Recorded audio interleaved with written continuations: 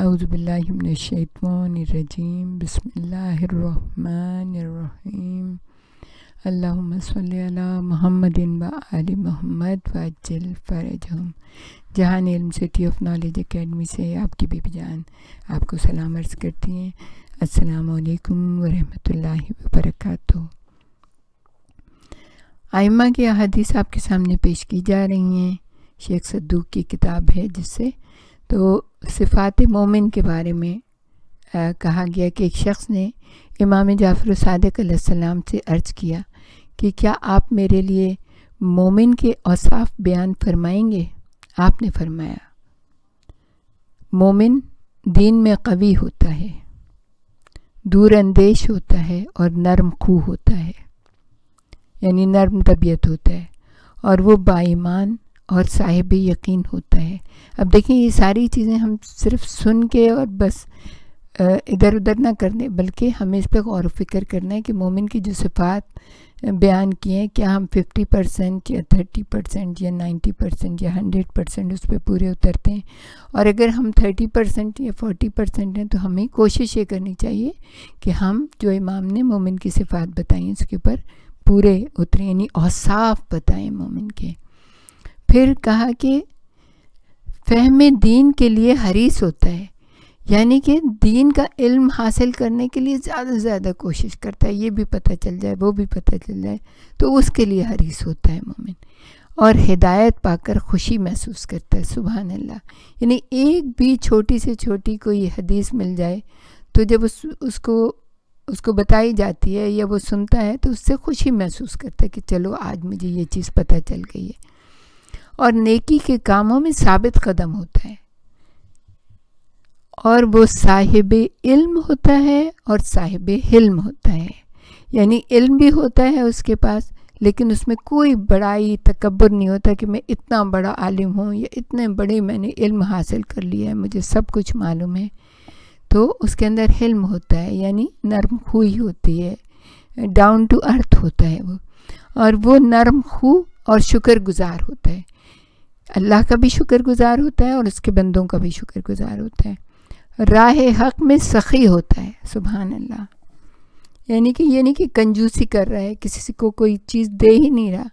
سخی ہوتا ہے، اور ثروت مندی اور دولت مندی کی حالت میں اعتدال کو برقرار رکھتا ہے۔ اور یہ اتنی خوبصورت بات ہے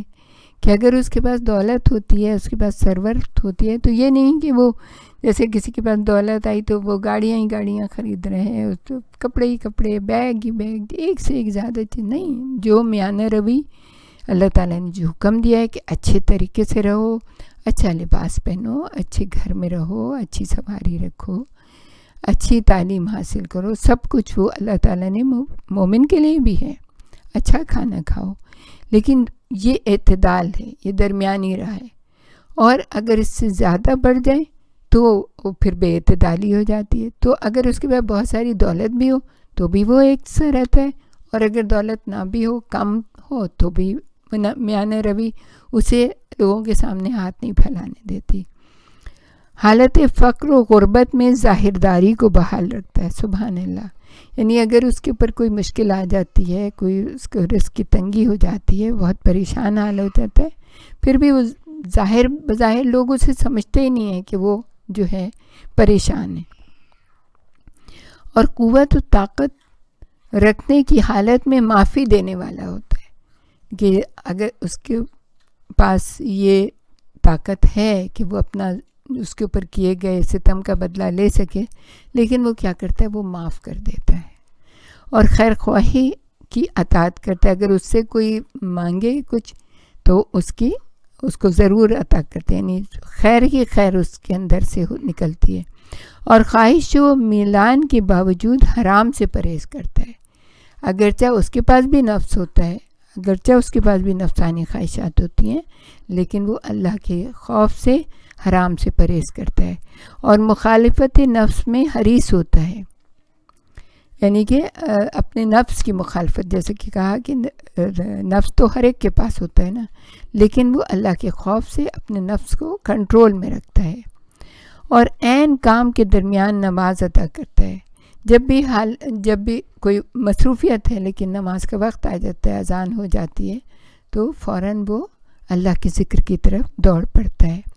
اور کہا کہ شدائد میں بردبار ہوتا ہے، یعنی جب سختی اور شدت آتی ہے تو بردباری اختیار کرتا ہے، حوادث میں باوقار ہوتا ہے، سختیوں میں صابر اور راحت میں شاکر ہوتا ہے۔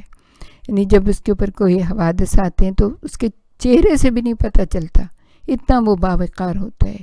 اور کوئی سختیاں آتی ہیں، مشکلات آتی ہیں تو صبر کرتا ہے،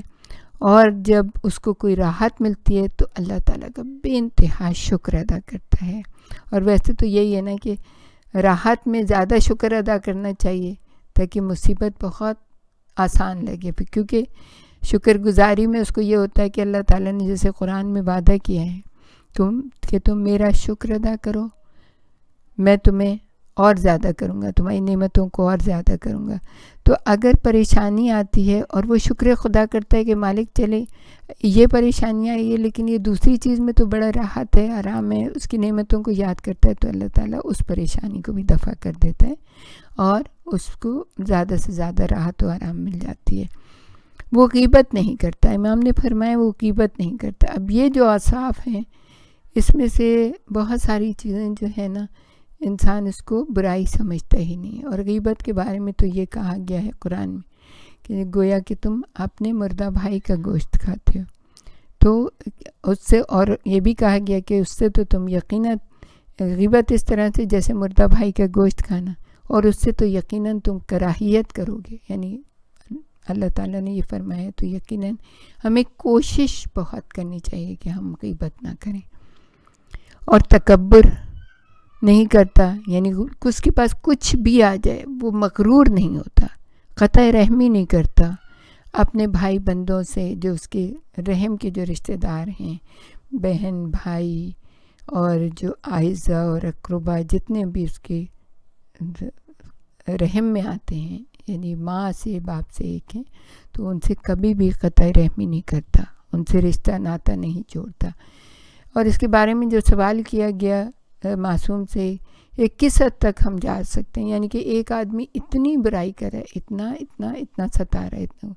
تو کہا کہ سلام دعا کی حد تک جو ہے نا ضرور اس سے رابطہ رکھو، ہو سکتا ہے۔ اور یہ بھی ہو سکتا ہے کہ اگر آپ اس سے سلام دعا کی حد تک بھی رابطہ رکھیں تو اس کو یہ خیال آ جائے کہ شاید یہ جو ہے نا، دیکھو یہ مجھ سے کتنا سلام تو کرتا ہے نا، تو ہو سکتا ہے کہ وہ اپنے ظلم میں کمی کر لے۔ وہ کمزور اور ارادہ اور بد اخلاق اور تند مزاج نہیں ہوتا، یعنی نہ تو بد اخلاق ہوتا ہے، نہ سخت ہوتا ہے، مزاج کا سخت ہوتا ہے۔ طغیانیاں اس سے سبقت نہیں کرتی اور اس کا شکم اسے رسوا نہیں کر سکتا، اور اپنے نفس کے تقاضوں سے مغلوب نہیں ہوتا۔